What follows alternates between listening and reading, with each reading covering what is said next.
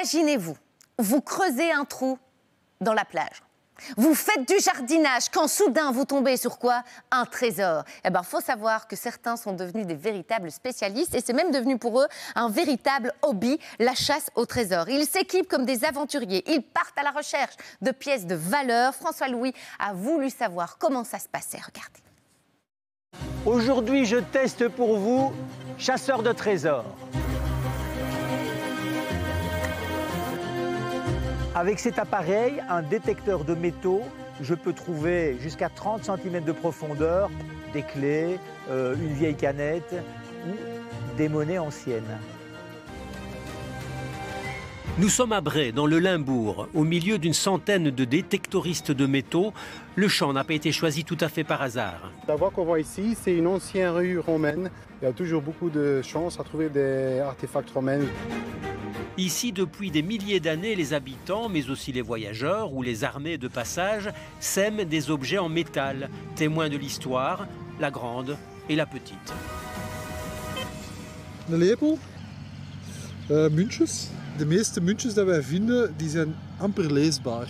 C'est pas visible, on ne sait pas de quelle année c'est. On ne sait pas, d'accord. Donc il faut l'apporter aux archéologues alors. Oui, ils vont savoir. Hein. Et c'est quoi ça? J'en sais rien. Ah ouais. Un bouton peut-être? Si j'ai un accord avec le propriétaire du terrain, ce que je découvre m'appartient. Étienne, on est riche. La loi me permet de déterrer des objets jusqu'à 30 cm de profondeur. Ah non, c'est pas une pièce de musée, hein. C'est un morceau de canette. Évidemment, on rêve toujours de trouver de belles choses, mais ce qu'on fait aussi beaucoup, et ça c'est l'essentiel de notre loisir, c'est dépolluer.